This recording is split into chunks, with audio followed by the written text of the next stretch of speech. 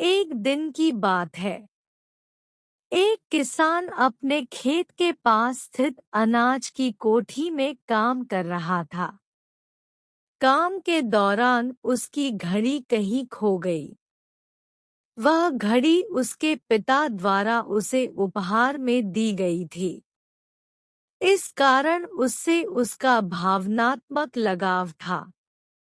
उसने वह घड़ी ढूंढने की बहुत कोशिश की, कोठी का हर कोना छान मारा, लेकिन घड़ी नहीं मिली। हताश होकर वह कोठी से बाहर आ गया। वहां उसने देखा कि कुछ बच्चे खेल रहे हैं। उसने बच्चों को पास बुलाकर उन्हें अपने पिता की घड़ी खोजने का काम सौंपा। घड़ी ढूंढ निकालने वाले को इनाम देने की घोषणा भी की। इनाम के लालच में बच्चे तुरंत मान गए। कोठी के अंदर जाकर बच्चे घड़ी की खोज में लग गए। इधर-उधर, यहाँ-वहाँ, हर जगह खोजने पर भी घड़ी नहीं मिल पाई। बच्चे थक गए और उन्होंने हार मान ली। किसान ने अब घड़ी मिलने की आस खो दी। बच्चों के जाने के बाद वह कोठी में उदास बैठा था। तभी एक बच्चा वापस आया और किसान से बोला कि वह एक बार फिर से घड़ी ढूंढने की कोशिश करना चाहता था। किसान ने हामी भर दी।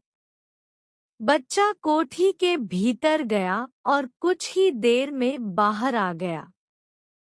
उसके हाथ में किसान की घड़ी थी। जब किसान ने वह घड़ी देखी तो बहुत खुश हुआ।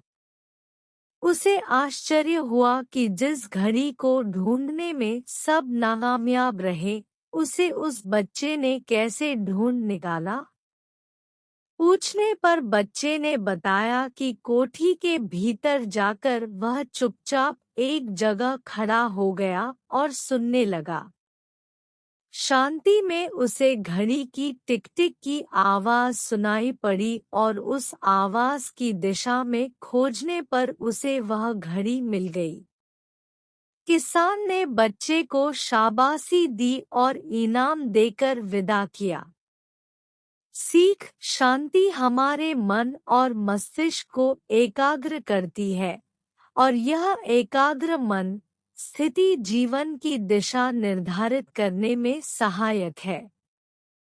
इसलिए दिन भर में कुछ समय हमें अवश्य निकलना चाहिए जब हम शांति से बैठकर मनन कर सकें। अन्यथा शोरगुल भरी इस दुनिया में हम उलझ कर रह जाएंगे। हम कभी न खुद को जान पाएंगे, न अपने मन को। बस दुनिया की भेड़ चाल में चलते चले जाएंगे। जब आँख खुलगी तो बस पछतावा होगा कि जीवन की ये दिशा हमने कैसे निर्धारित कर ली। हम चाहते तो कुछ और थे, जबकि वास्तव में हमने तो वही किया जो दुनिया ने कहा। अपने मन की बात सुनने का तो हमने समय ही नहीं निकाला।